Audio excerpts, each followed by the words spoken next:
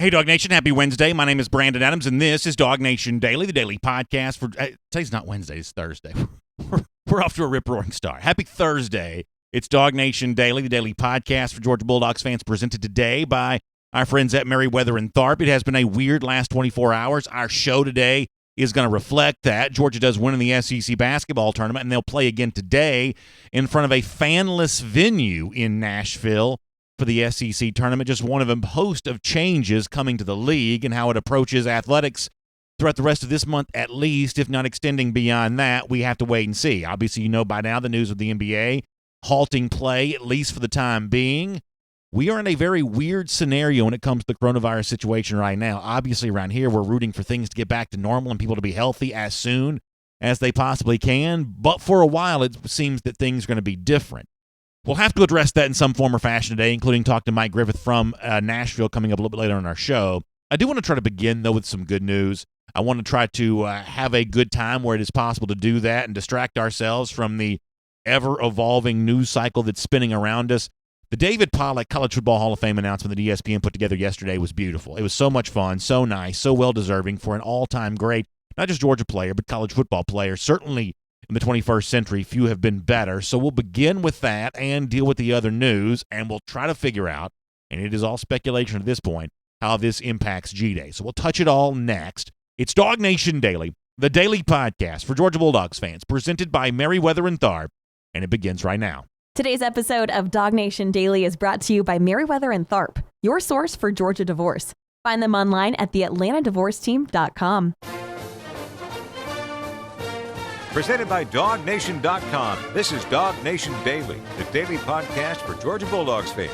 Here's your host, Brandon Adams. I will readily admit off the top of the program today that this show is a little bit weird to do because the typical things that we would talk about on a day like this, it's almost as if you're not really quite sure what to say about them right now. You know, if you've been listening to us for the last few days, it's a lot of, hey, spring practice is about to begin, and here's what we're excited about, and here's what you can expect to see, and boy, can't wait for G-Day on April the 18th. That's all kind of up in the air for the moment, at least. I can't tell you with great certainty how any of that's going to play out. Same thing for the other big topic that we typically hit here, the twin pillar that goes along with the on-field stuff, recruiting. Of, hey, the 2021 class about to heat up. You got some guys about to make some decisions. You've got some finalists about to be dropped. Visits are about to begin again. And yet when you see some of the stuff that's kind of gone on around college football the last couple of days, that also is kind of up in the air in the moment. This is a weird time. The coronavirus is a disruption to our life, and it would seem that the disruption's about to get more intense before it gets even better. And I'll be very honest with you here. The same way that I've always been very open about my bias about on-field stuff, I'm a Georgia fan, I want Georgia to do well, and I've always kind of approached the show by making sure you're aware of that. I'll be very clear about my bias on this too. I am really, really hopeful that things get back to normal soon. I am really, really cheering for everybody to be healthy and everything to kind of subside with this and everything kind of fall back into place. I'll be completely honest that I am seeking an outcome here. I want things to be put back together.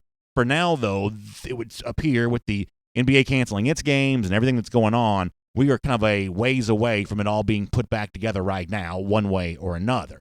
We'll do a lot of that on the show today. We'll bring in Mike Griffith here later on from Nashville. He had great reporting last night as the SEC made the decision to alter its basketball tournament scenario and everything going on with that. We'll talk to Mike about that. We'll hear from Commissioner Greg Sankey on today's show. Georgia Athletic Director Greg McGarity. Good reporting once again from Mike Griffith on that.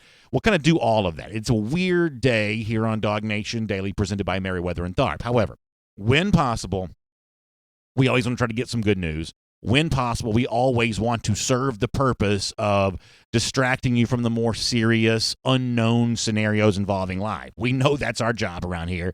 It's our job to be a distraction. And I thought yesterday, and I hope that you didn't miss it, and that's one of the reasons why I'm going to begin the show this way for a couple of minutes today. The way in which ESPN kind of surprised the former Georgia great David Pollack to let him know that he had made the College Football Hall of Fame, I thought was awesome. I thought it would be awesome on any day that it happened. I thought it was almost necessarily awesome on a day like yesterday, where admittedly, I think a lot of us are just kind of down in the dumps about the fact that some of the things that we like are kind of upended for right now, and some of the people that we love might be in a more, I guess, precarious health situation. I think that getting some good news, getting some relief from all that. That's sports job. And I thought yesterday ESPN, Reese Davis, kind of sitting in there on the Sports Center set, to let David Pollack know that he made the College Football Hall of Fame. I thought it was great. I can't play the video for you. If you go to DawgNation.com, you can see the video for yourself, but I will play you a little bit of audio here. Pollack had been a nominee for the College Football Hall of Fame, and much the same way that we saw some of this on, like, say, Fox and some of the other networks to honor guys, CBS did this as well, the Pro Football Hall of Fame, ESPN kind of taking a page from that playbook to let David Pollack know he made the College Football Hall of Fame. Let me set this up one more way and then let you get a chance to hear from it. So Pollack is at the indoor facility in Athens for this. He's kind of remotely kind of locked in there. The ESPN folks are obviously in Bristol, and it sounded a little something like this yesterday.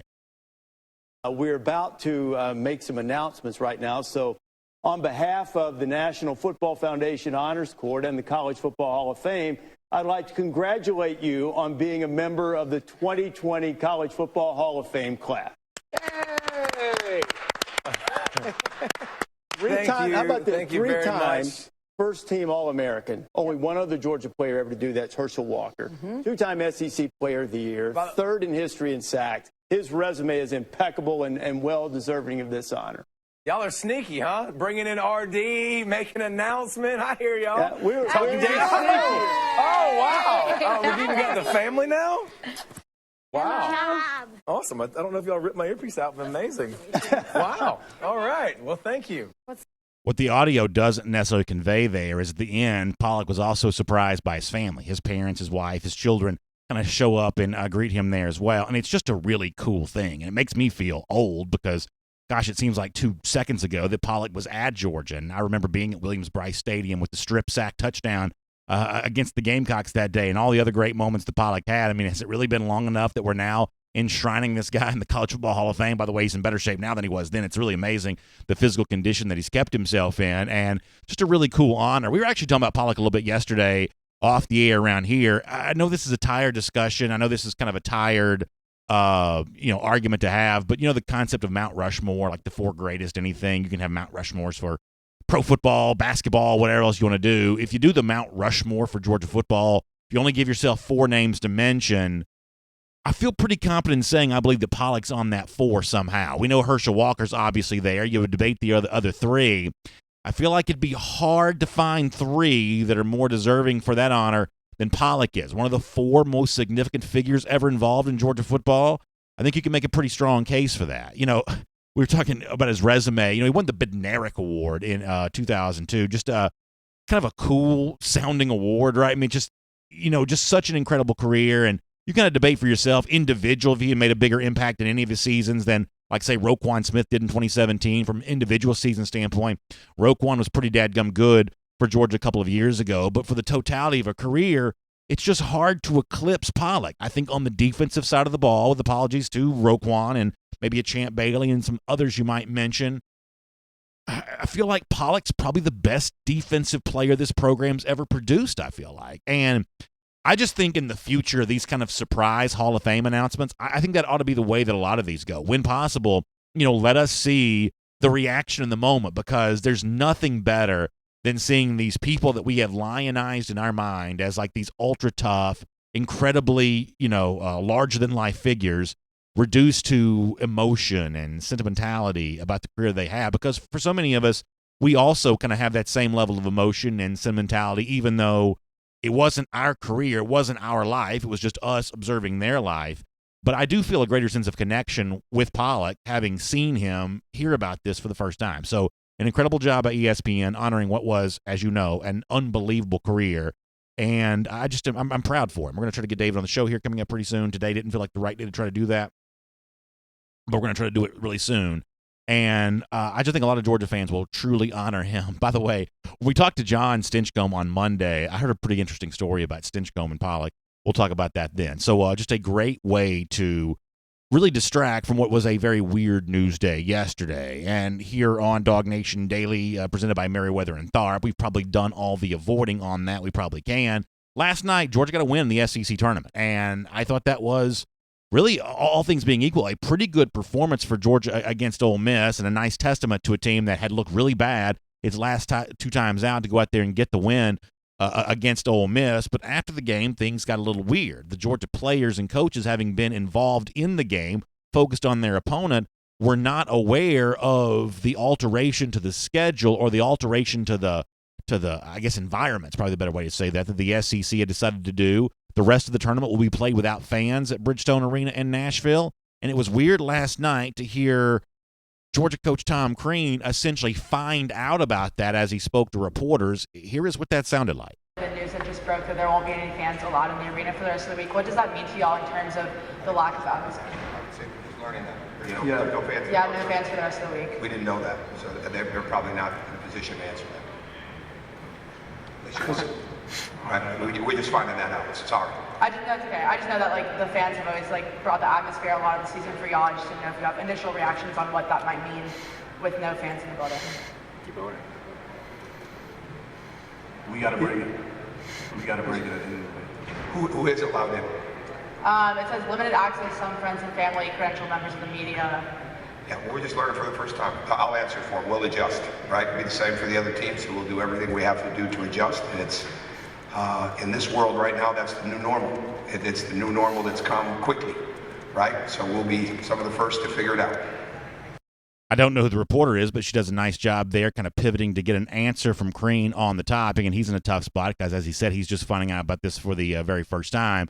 On the court, it's hard not to kind of draw back to, was it 2008? The years kind of run together for me when Georgia won the SEC tournament at, it was 2008, at Georgia Tech. I was actually there that day. The Kentucky game was very weird, the one that Georgia won, because that in itself was almost a fanless type game.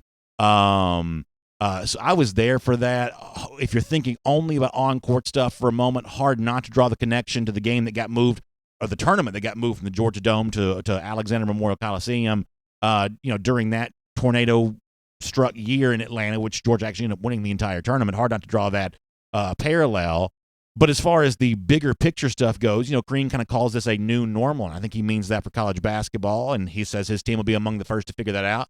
But for at least right now, in all of athletics, college football even, we're in kind of a new normal. As I said before, I don't really know how to talk to y'all about recruiting right now because schools like Michigan and Ohio State have essentially made the announcement that they're not going to host any recruits right now. At least for the next few weeks, they're not bringing people on campus. They've kind of halted that. I think Virginia has suspended all of its football operations right now. There could be others here coming up pretty soon. I'm going to give you some audio in a moment of what has been said about the future of G-Day as it's slated to currently take place on April the 18th. We're in a weird time. In one way or another, this spring, Georgia's supposed to start spring practice on Tuesday. It's going to be different. Now, in the big picture thing for the world at large, that's obviously a small consideration based on the health of our country and the health of the people around the world. I totally get that, but this is a show that's typically devoted to Georgia football.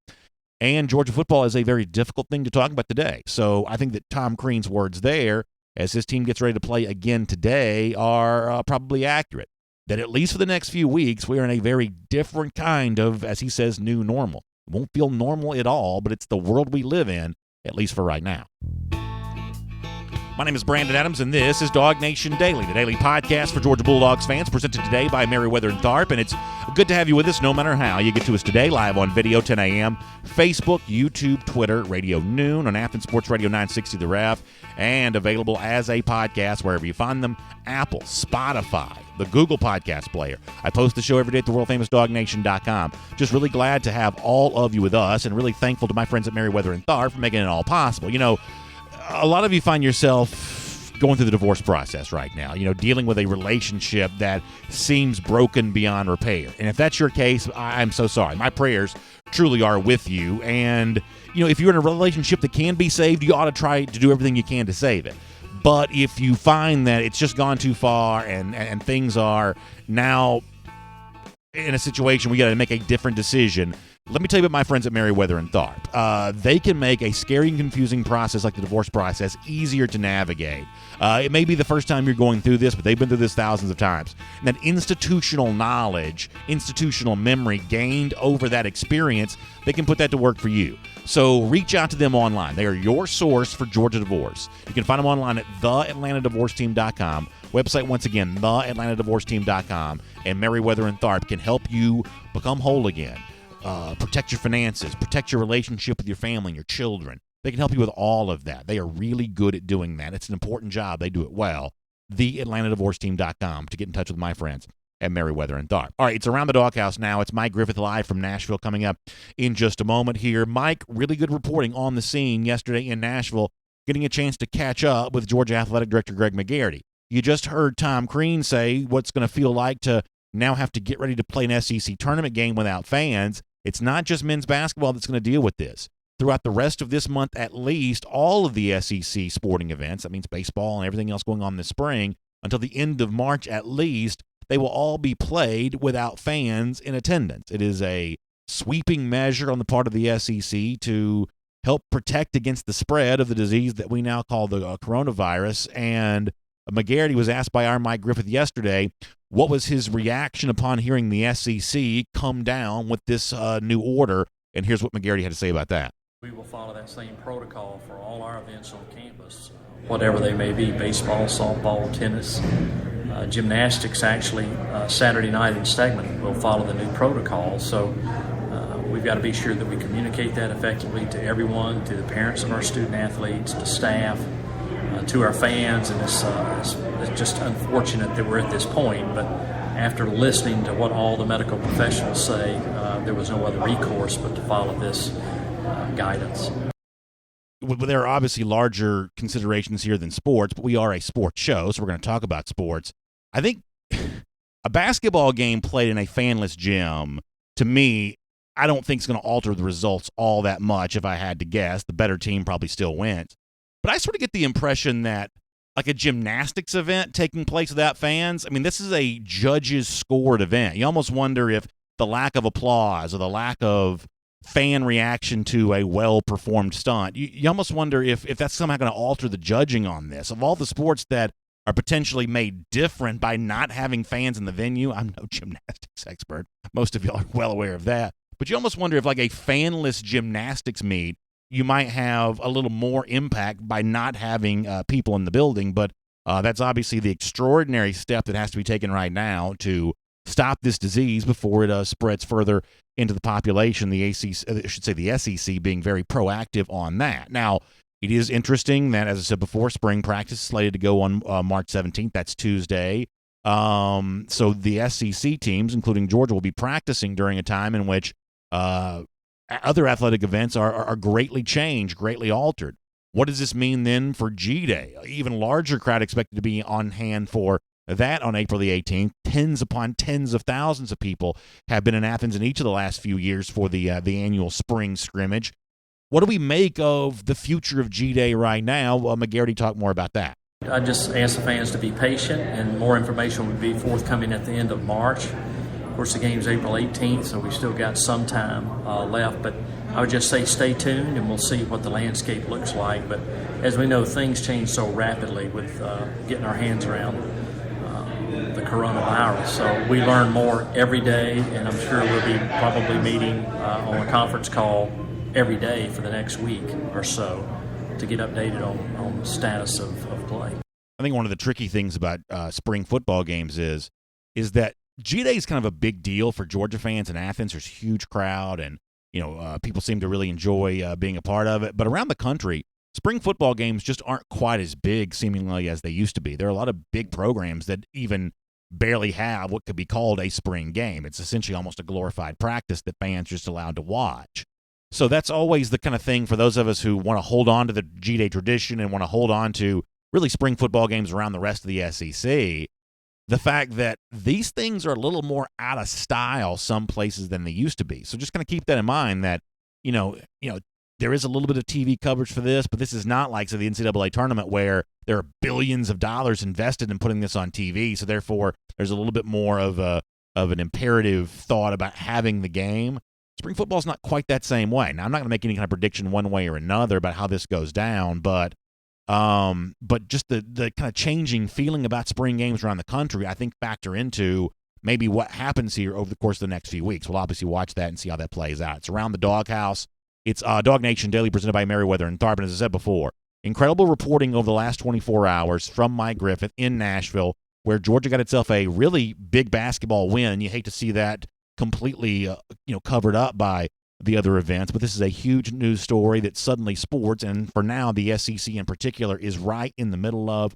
Coronavirus completely disrupting the normalcy of our lives here for the moment. For more on that from Nashville, where it's all going down, let's talk to Mike Griffith here on DawgNation Daily, presented by Merriweather and Tharp. From Athens and across the SEC or wherever the recruiting trail may lead, here's a DawgNation.com insider. Mike, I said this before you joined us. I'll say it again now that you're here. And by the way, yes, you are back for a second straight day on the show. That's a little bit of a breach of protocol for us, but important to hear from you again because of kind of what's going on in Nashville right now. Before we get to the facts of what happened in the basketball game, what's going to happen here moving forward, and everything that, Commissioner Greg Sankey and Athletic Director Greg McGarity have said the last 24 hours. Let me start this way. What does it feel like to be in Nashville right now? Does it feel like the city as any other time? Is there an eerie sense of quiet, the way that we've kind of seen video from other places? Big city, downtown environment. Does it still feel like Nashville, or does it feel a little bit more like of some of the stuff we've seen on television where visually we just obviously notice an alteration on the part of people taking precautions with the coronavirus? What's the feeling in Music City right now? Brandon, I think this is one of those situations that depends on the lens that you're looking at it through. I think that, in the arena, every cough is treated with suspicion. Every handshake is reconsidered. You look around and you wonder if somebody, this is last night, if somebody among those 8,000 had the virus, you just, those thoughts have to be there. I mean, it's an awareness. Now, that's if you're there. If you're watching it on TV, then what the hell is everybody worried about, right? And so much of it has to do with your perspective, your proximity to it, your experience, your life experience. I think, and I guess I can't speak for everyone else, so I won't, but I'll say in my mind, the last time I felt this sort of awareness and social crisis was probably 9/11. That's the last time I felt something that was this gripping in terms of the potential impact and the uncertainty that's ahead. Now, the virus itself, I don't know much more about than anyone who's tried to research it online or listen to the health professionals, who, by the way, also have a wide, varying opinions on this. But the reaction is what's very real and what affects all of us, whether we're going to the grocery store, whether we're considering our loved ones, our travel plans. That's very real. That's very undeniable, the reaction to this, and the social pressures that go along with it. So to answer your question, I think it depends on who you're talking to, but I felt like in the media last night, there was a lot of concern. And there was a lot of concern among the journalists. Announcements were coming as the press conference was going on. A TV guy says out loud, they just canceled the rest of the NBA season. You hear somebody say that the player that was affected touched every microphone in a room a week ago in jest of the virus. It just seems like it keeps getting worse. It's not fair to ask you to speculate too much, so I'm not going to. I'm going to try to phrase this question as appropriately as I can. Do you get the sense from other reporters that you talk to that there is certainty about whether or not this tournament finishes off on Sunday? Because you mentioned the NBA making the decision to halt play, at least for now. That kind of brought to mind some people of, well, does that put March Madness in jeopardy?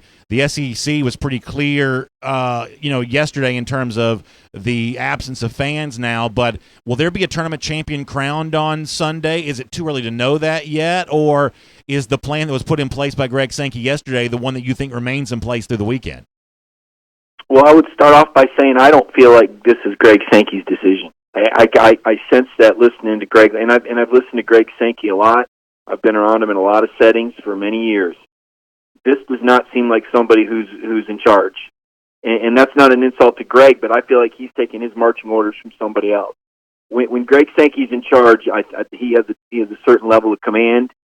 And a certain presence. I feel like he's in a very reactive mode right now, and that makes him uncomfortable. Intelligent people who don't have all the facts in front of them get very uncomfortable, and that's where I feel like Greg Sankey is at. I feel like that's where a lot of our leaders are at.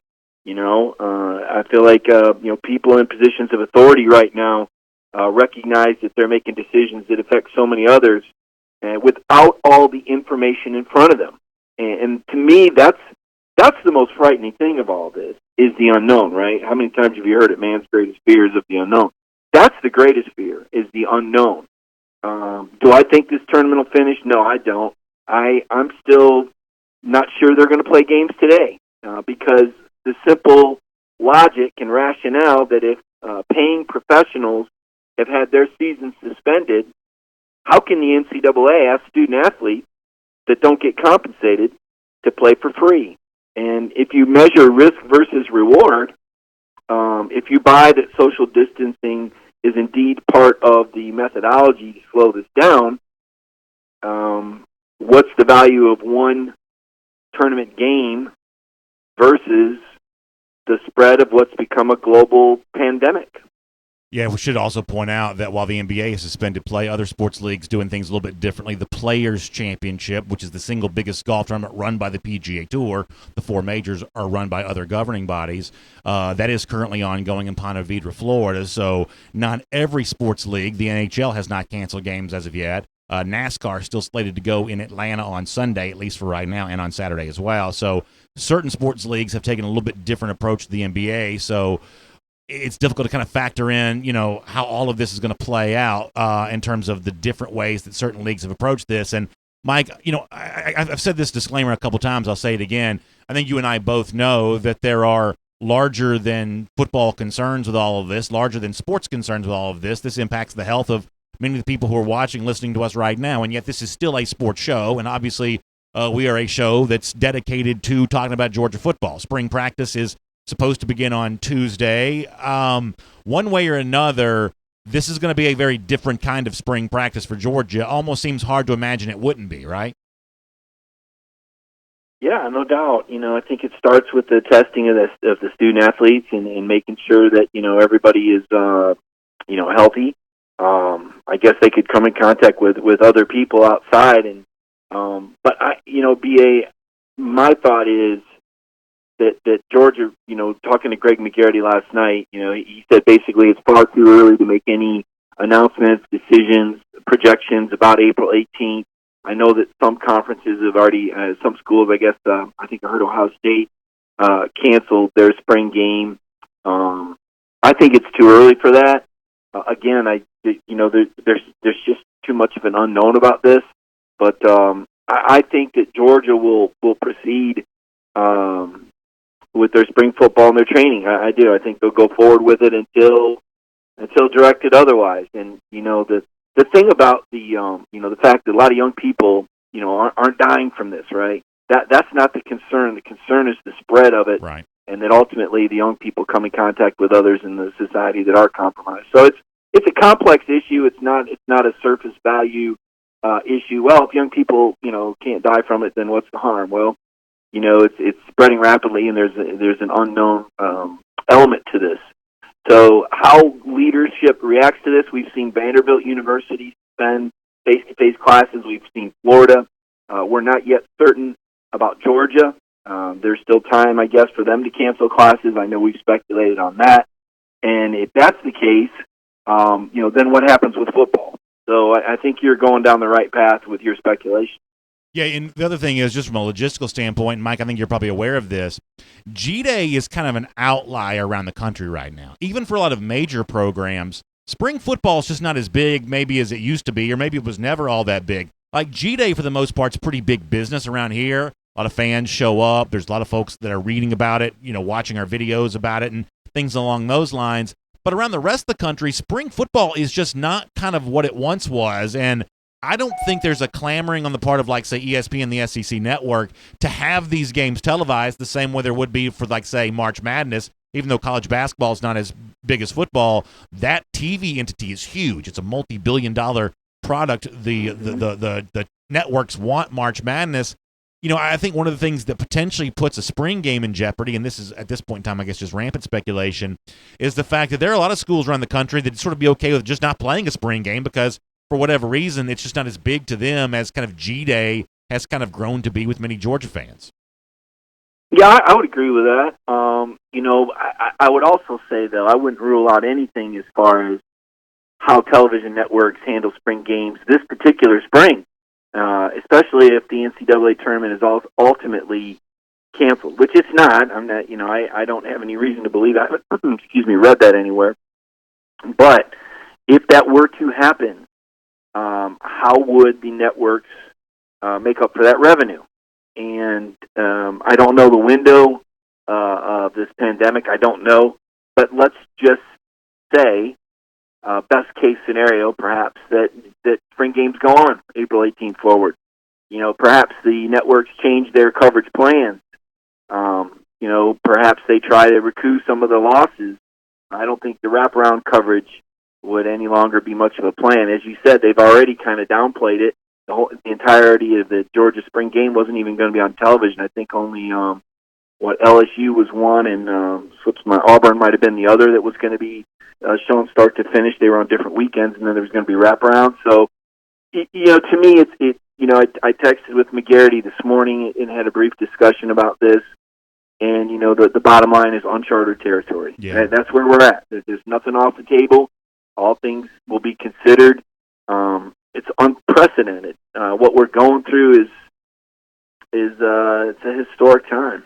And it is. And it's something that, what did Tom Crean say last night? This is the new norm for now, right? Yeah. So it's interesting when we reflect on it. This is something that'll be a game changer, I think, moving forward for spectator events. So let me try to bring this back to sports here just for a moment to try to have some fun with what I thought was a good win for Georgia yesterday against Ole Miss in a game that I don't think I would have seen coming on the basis of the way that Georgia played the last two times it went out there. Mike, I'll make light of a serious situation here for a moment in that, I was in Alexander Memorial Coliseum back in 2008 for the Kentucky game when all those Kentucky fans are essentially held out of the building. They kind of wrapped all the way around what used to be known as the Thriller Dome there. They weren't allowed inside. That game felt a little bit like what today may feel like. There were still bands, there were still cheerleaders, so from that standpoint, it was still a great deal different than what Nashville's going to be like today. But, I don't know that Georgia wins that game with Kentucky fans in the building, nor do I think Georgia wins that tournament that year had it been held at the Georgia Dome. Sometimes the underdog benefits from kind of a weird thing happening. And for Georgia today, it still can focus on one more game for Ant-Man in a Georgia uniform and one more opportunity to kind of go out there and finish the season on a high note after some games in which Georgia, I think, would like to have back based on the way that it played a few times. For this team, they've got their own responsibilities to think about today, right? And a chance to go out and play well and continue to write the story of their time together, correct? Oh, no doubt, and that was, you could see that and hear that in their voices last night. I mean, you saw it in their play. I mean, Rayshawn Hammonds was as dialed in and focused as I've ever seen him. It was an incredible performance on his part, 22 points and 11 rebounds. Jordan Harris was outstanding. He had 21 points. I mean, this is on a night when Anthony Edwards was, 2 of 12 shooting. So Anthony Edwards scores 6 points and has a bad shooting night, and you win by 18. I think that says a lot about this Georgia basketball team. Their ability to rebound after, losses of, 14 to Florida at home and 30 on the road to LSU, and they show up here, ready to play amid all this controversy, amid all this adversity, this strange situation, and yet Georgia is the team that's pulled together and playing its best basketball. That says something about the leadership. I got to give Georgia a lot of credit for that. It would have been easy to cash your chips in, especially when your best player's not hitting shots. But the team rallied around him. They talked about it last night. They said, hey, we were still plus 18 with him on the floor. He did a lot of other good things. I was impressed with the unity that I saw and the effort that I saw and the execution that I saw. And if they do play today, I wouldn't rule out a win over Florida. I really wouldn't. They played really well last night, and Tom Crean really seems to have a grip on this and kind of showing his leadership right now. What was it like? This is on Broadway when you walked out. Bridgestone Arena is right there on Broadway in downtown Nashville. Was there music coming from the venues? Were the streets as packed as normal? What was the scene on Broadway last night? Is fear and concern about this disease, to your eyes, causing people to stay away from the popular attractions that Nashville's so famous for? Well, I didn't spend a lot of time down there, but from what I saw, it didn't look as busy as it usually does to me. I've been to Nashville for some events. It didn't look quite as busy as it usually does. There didn't seem to be quite, now remember, it was the first session. Today could be an entirely different story. But it didn't feel normal to me, I guess, and as I said at the start of the conversation, that depends on the lens, right? And I'm looking at this through a different lens than probably some 21-year-old kid celebrating his birthday in Nashville. It all looks good to him, right? Beer's cold and having a good time. But as an older person, more experienced, a lot more things. I'm a little bit more wary of situations like this, and wanting to be responsible, wanting to be aware, which is what I think everyone should do. It's an awareness deal more than anything. But to answer your question, it didn't look quite as turned up as it usually does. But it wasn't. The streets weren't bare either. It wasn't like the start of Vanilla Sky with Tom Crean. Dating myself a little bit more there. 3:30 p.m. today, Georgia versus Florida in the SEC tournament from Nashville. Mike, thanks for your coverage here for DawgNation.com. We appreciate you being here on DawgNation Daily, presented by Merriweather and Tharp. Stay safe, stay healthy, and we'll look forward to speaking to you soon. Same to you, B.A. Have a good one, man. Let's take a look around the rest of the league. This is SEC Through. Weird conversation, man. We are living in weird times right now, but Mike has done a great job covering everything for us up there in Nashville for the SEC tournament. Speaking of the SEC, let's get ready to go cruising around the SEC right now, courtesy of our friends at Royal Caribbean. And one of the things I love about Royal Caribbean is the oasis of the seas. And one of the reasons I feel that way is because a lot of you've been on ships like this before. You think, well, I took a cruise in the oasis of the seas however many number of years ago. What you may not realize, though, is what Royal Caribbean has taken painstaking care to do is to amplify a lot of these ships, reimagining them, making them better than ever before, and Oasis of the Sea is a perfect example of that. Adding Ultimate Abyss, which is the tallest slide at sea. It's a dry slide that plunges down 10 decks. What an amazing thing to experience when you're on a cruise vacation. Same thing with Playmaker Sports and Arcade, or Music Hall, or Lime and Coconut. A lot of these nightlife, bar, restaurant type things that Royal Caribbean has on board these ships. Just an amazing experience, and a great chance for you to find out about that is talk to your travel advisor and say, hey, BA was telling me about Oasis of the Seas. Tell me when I can be on this ship, and tell me all the fun things I can do about that. And if you don't have a travel advisor, if you've never used one before, let me make a recommendation for you. My friends at the Cruise and Vacation Authority. It's 800-326-4971. That's 800-326-4971. That'll get you in touch with the Cruise and Vacation Authority, and they can help you plan a great vacation on a Royal Caribbean cruise sometime for the future. All right, really good stuff here. Let me, though, bring down the music just for a moment because I want to play some audio, and it's sometimes hard to hear the audio when you're doing the music. So yesterday, Mike Griffith was a part of the conversation with Greg Sankey, SEC commissioner, on the topic of everything that's going on with the coronavirus and the response to it by the SEC. This is a little longer clip than we would typically play, but this is Sankey kind of addressing the scenario of now playing the rest of the SEC tournament without fans. Here is what Sankey said about that yesterday. Decisions through the day. We're going to continue with our tournament. I continue to believe it's important that we give all 14 teams who arrived here in Nashville the opportunity to play for a conference tournament championship and our automatic bid. We're going to continue to do that, but as the day progressed, we received some news, some information from the NCAA, particularly the Board of Governors, information from what is called the COVID-19 Advisory Group of 11 or 12 people, 6 are medical doctors, experts in their field. I'm certainly not an immunologist or an infectious disease specialist, but after the news broke from the NCAA, we were with our athletics directors, we convened a conference call of our presidents and chancellors and advanced a recommendation that we alter our fan access, which we've done. So we've sent a press release that communicates that. We've also altered access to our regular season events on campus, both conference versus conference and conference teams versus non-conference teams, between tomorrow, March 12th, and Monday, March 30th. We'll obviously be reviewing circumstances during that time to see if that may be extended or we can conclude our approach on March 30th and return to operations as usual.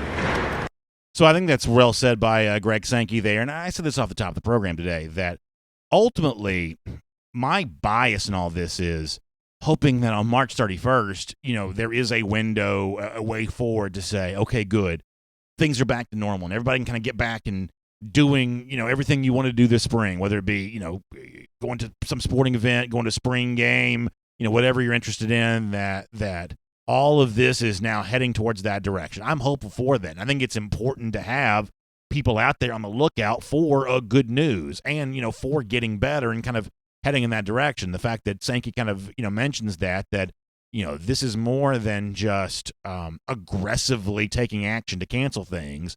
This is also being aggressively on the lookout for the opportunity to kind of get things back to normal. I think that's good for Sankey to say that. I also think that Sankey's word that the SEC tournament being, he uses it important to give the 14 teams a chance.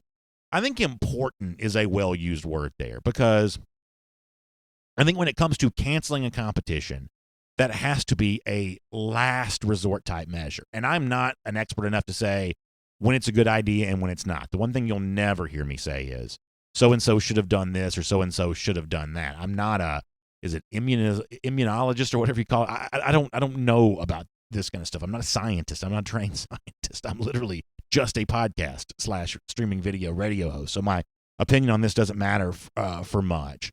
But I do know that slow to cancel is, I think, probably the right idea for society overall. So the SEC is going to play this without fans and try to get the competition in, as Sankey said, give the 14 teams a chance to finish their season and earn their way into an NCAA tournament, if at all possible. I do think that's important. It's just sort of good for the psyche of our society to at least have some degree of normalcy. And for the guys, in this case, we're talking about guys, for the guys who've laid it on the line all season long, if you can give them a chance at finality, if you can give them a chance at some sort of closure on the season, a shot to earn it on the court or not, then I think it's right to try to figure out a way to do that if you can do so while also keeping everyone safe. Obviously, the Ivy League, who's only had a conference tournament for a couple of years, made a different decision the other day, and a lot of the coaches and teams were kind of hurt by that decision. Doesn't mean it was the wrong decision. I think a lot of us are still learning what exactly we're facing when it comes to this disease and how much the cancellations of certain things like that impact our return to full health as a community. But a lot of Ivy League fans and Ivy League players and coaches were not happy about that. The fact that the SEC is trying to get this tournament in to the extent that they can, to the extent that it makes sense from a health standpoint, I think is probably a really good thing. And, once again here, on the subject of those spring games and kind of how all that plays out, obviously with these fanless events taking place up until March 31st, that puts us right on the doorstep of what's going to go on for spring games. And good job by reporters in Nashville yesterday also asking Greg Sankey about that. We had very brief conversations about spring games and various activities, so we'll be reconnecting. I think most of those are outside of our March 30 window. I'm not exactly certain that I track on that. We're proceeding with other things. We have, I think, a video review session this weekend for football preparation, so some elements will continue. We obviously have been in a crisis consideration, a crisis management situation, so that's kept our attention on the immediate issues I've described, and we'll be reconnecting both as a staff tonight and in the future days and weeks, and then with our athletics directors and campus leaders, our presidents and chancellors in the weeks ahead about other issues. I mean, I guess the only thing I'll say on this subject that I haven't really said yet is that I am really glad that I have a job where I get to talk about the decision other people made.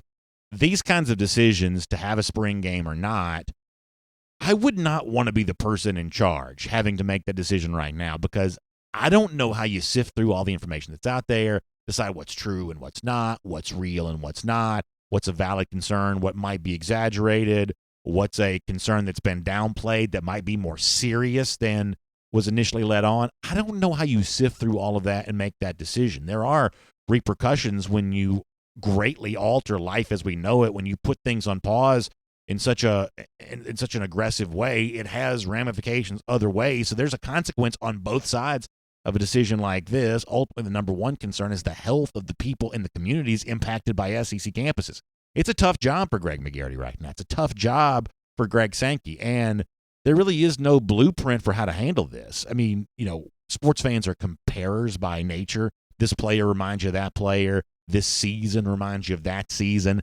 This historical event is a little bit like what happened, blah, blah, blah, in the past. I've even done that on the show, harkening back to the 2008 SEC basketball tournament that was finished at Georgia Tech after the tornado struck downtown Atlanta and prevented the game from being played at the Georgia Dome. But the truth is, it's not that similar to this situation. That I think we're actually entering into a world now where we almost have no sports memory to kind of call back on to make us feel better about whatever this is. This is literally a decision process for people in charge over the course of the next few weeks, next few days, as we think about March Madness.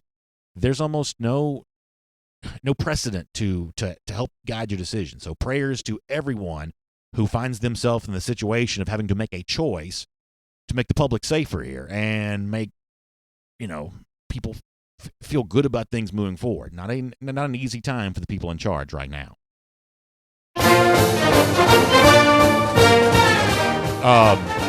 So as we're wrapping up here, we can bring that music down just a little bit more. As we're wrapping up here, our buddy Connor Riley, who's producing us today, was laughing before the show began, said, B, are you still going to do the Gator Hater Updater? And my thing on this is that when we talk about rivalries and, whether I'm joking about some other fan base on Twitter or doing the Gator Hater Updater here, sports hate, I always use air quotes around that because while we hate Florida and hate the Gators and do the Gator Hater deal, for us that's never been about hating people. That it's more about the fun that comes from being a rival. So from that standpoint, no, we're not going to stop doing the Gator Hater Updater.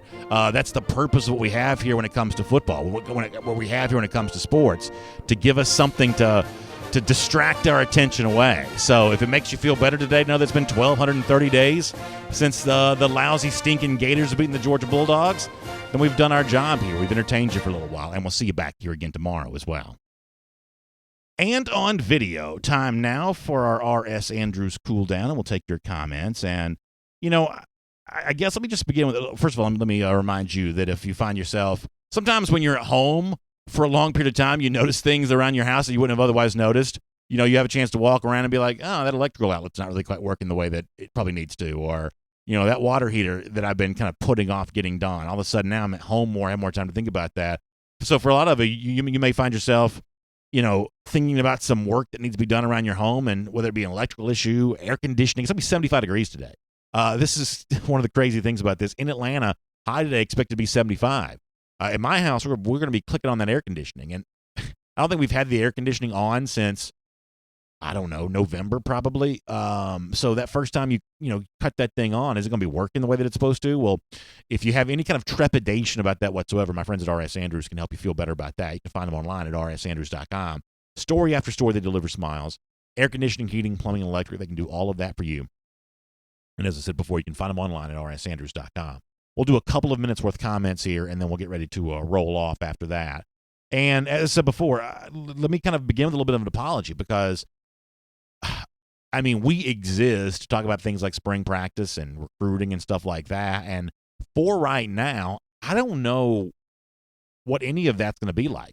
I don't know. I don't know that they're not, but I don't know that Georgia's going to be hosting visitors anytime soon. If Ohio State and Michigan are not, it's going to be a little bit difficult for Georgia to do that. I don't know when we get back to normal on some of that. We may do it sooner rather than later. I hope that's the case. I'm rooting for that to happen, but I don't know. So we can talk some Georgia football here. We can do as much as you want to, but there are just certain days when it's sort of hard to ignore this, talk about that, and I think this is kind of one of those days. Drew Odom says he's been running his air conditioner since February. Yeah, so Drew, if it was up to me, the air conditioner would never go off at my house, but I have a cold-natured wife, and my kids, for the most part, have taken after her. I'm hot-natured. I want, air conditioning, things like that. I don't really typically run the heat very much, but in terms of running the AC, my kids don't let me get away with that all year long. Somebody else also brings this up. So Jarvis Hanna says, everybody wash your hands and sing a song if you have to. So you've heard that about the happy birthday song. I was kind of wondering the other day, are there some Georgia football ways that we can know we've washed our hands long enough? For instance, if you recite every composite 5-star that Georgia signed since 2017, is that enough time to get your hands washed? Or if you recount every Georgia victory at Georgia Tech dating back to 2001, 2003, 2005, 2007, is that enough time to get your hands washed? I've been thinking about some of that kind of stuff lately. I'll also say one more thing about washing my hands. You know how they always tell you that you're supposed to like rub them really fast to get the friction going? Like, I'm a pretty prolific hand washer. I probably wash my hands even like prior to the coronavirus. I probably wash my hands 25 times a day. I'm a hand washing guy. I actually like to wash my hands, enjoy the process. But the one thing I'm not very good at is like the quick friction rub thing. Every time I do that, just soap just goes flying everywhere. So I use a lot of soap, but I'm a little bit more of a slow rubber on that. I've never been, like, I see people in the bathroom that wash their hands so fast.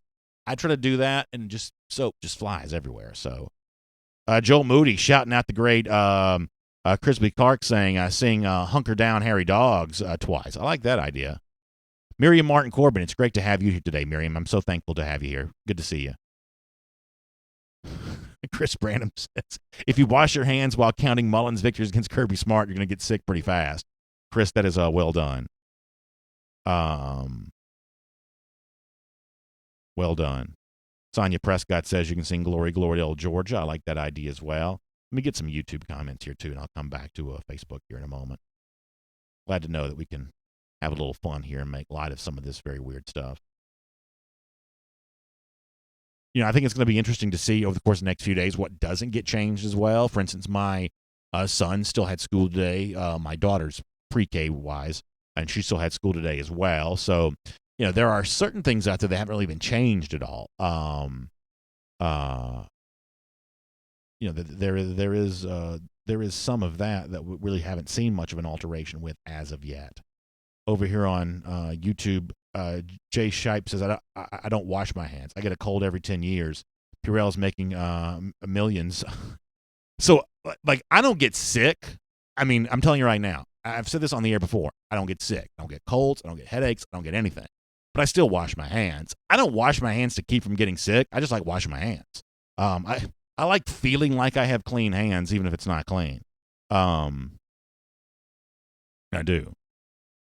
Silent Chaos on the subject of football says, I'm excited to see the starting offense for UGA. What is the biggest area we need to improve on offense? I mean, it's obviously the throw game. It's obviously, Georgia's got some questions to answer with the running back position, but what it does with the ball in the air is clearly the most important improvement. By the way, Ninja the Noob. Somebody asked about Ninja the other day. Good to see him back in the comment section. He says, at our age, we shouldn't be wondering how to wash our hands correctly. Yeah, but I'll push back on that. Have you ever seen a child wash his hands? And maybe this is only my kids or whatever. And I see a lot of adults do this too. It's almost like, how like some people have a firm handshake and some people have a weak handshake? Like, there are some people who have a hand washing technique that is just brazen. Like my son, if you let him just get away with it, would just kind of like run his hands into the water and keep going.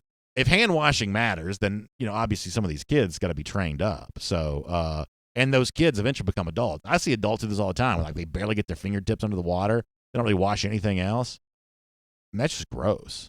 Well, I don't know if it keeps you from getting sick or not, but it is gross. Joe Barger says the BA Q&A canceled today. Yeah, I mean, for today. I didn't cancel it out of, like, somber seriousness. I just didn't know what to ask. So, I just wasn't really sure what to ask. But we'll get back to that. Let me see what else is going on. Enrique Murillo on the subject of the Braves trolling the Astros by playing I Saw the Sign when they came out there. I did notice that. I thought that was funny. In a weird way, I also think the people the happiest about all this have to be the Houston Astros, right? I mean, their cheating scandal totally off the front page now. The Astros fans have got to be, or the Astros themselves have got to be thrilled about this.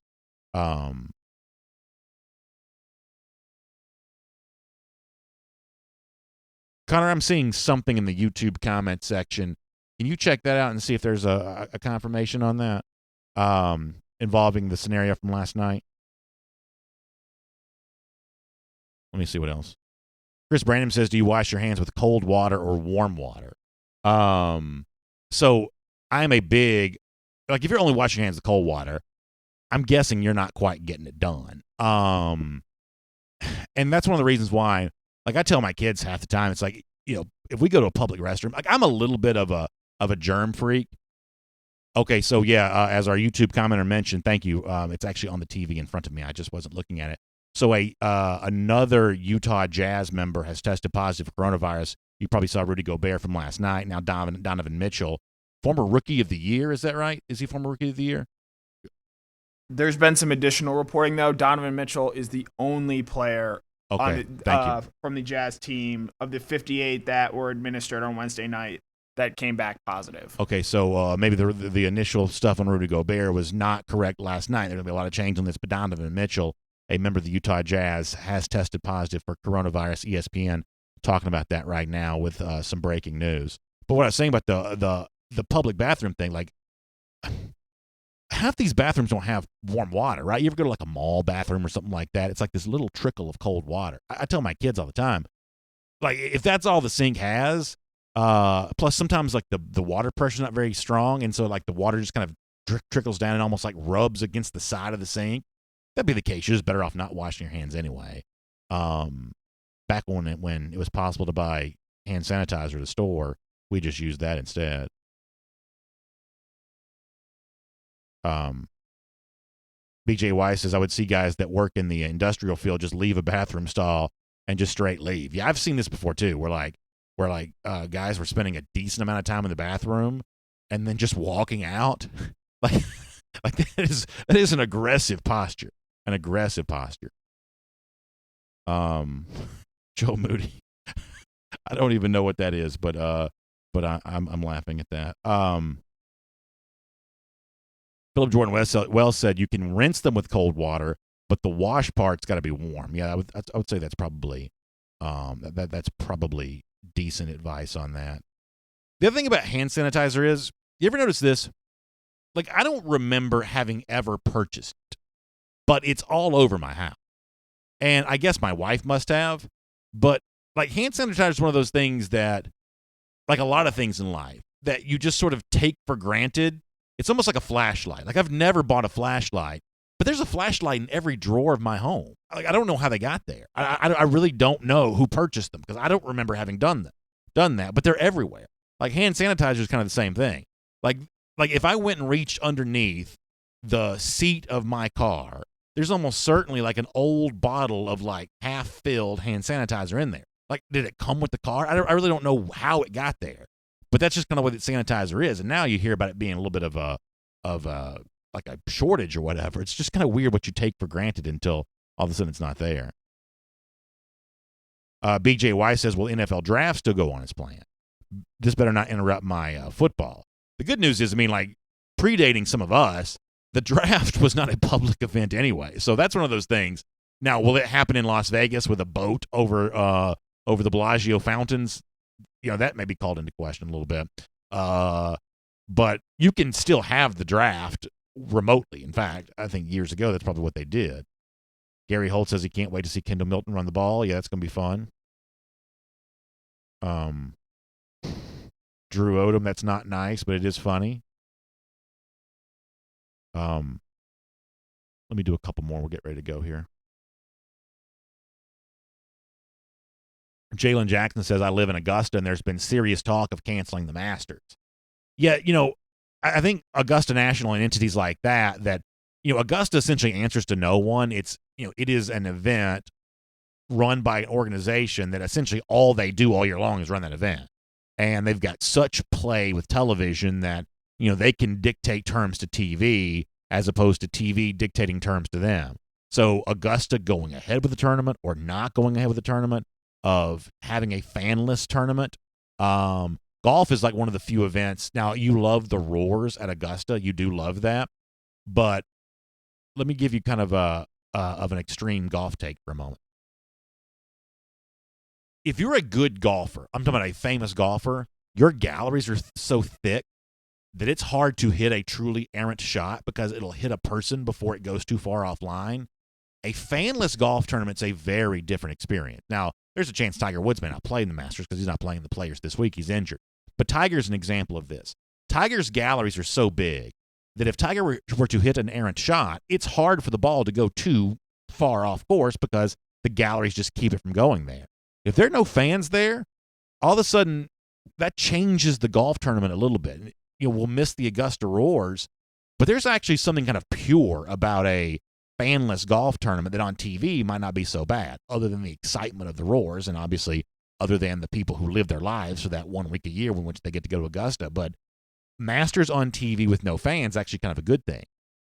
I'm not saying it would be good if they had no fans. I'm saying, but the TV product there might be pretty interesting. I think if they took the basketball and put it inside a small gym, Charlie Pierce, the famous political writer, said, how about play it like the Palestra, or you think about Hinkle Fieldhouse or some high school gym or something like that. I think that'd be a fun thing. I don't think they're going to do that, but there is a way to televise these things with no fans that actually makes the TV product of that particular year more interesting.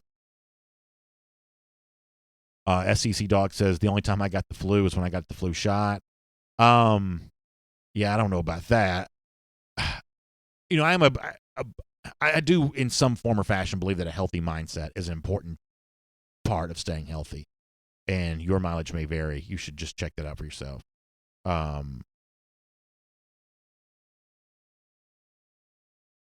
Christy says that they could still play the Masters just without spectators. Yeah, they're not going to want to do that because, they just make so much money. If you've ever been, like just the pro shop, or like just the you think of it as a souvenir shop, whatever you want to call it. I got no idea like how much like gobs of money, 8 figures for a tournament almost for certain, that they're making off that thing. So they're not going to want to do it fanless, but Augusta National just has more leeway to make these decisions because they don't really answer to anyone.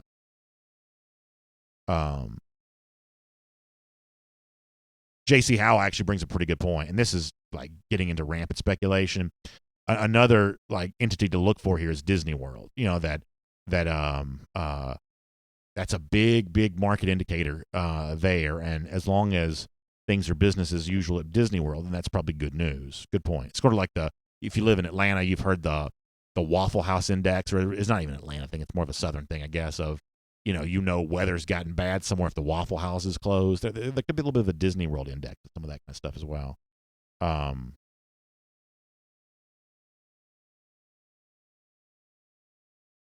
Miriam Mark Corbin brings up a really good point that she says impossible to get the flu from the flu virus. She's absolutely right about that.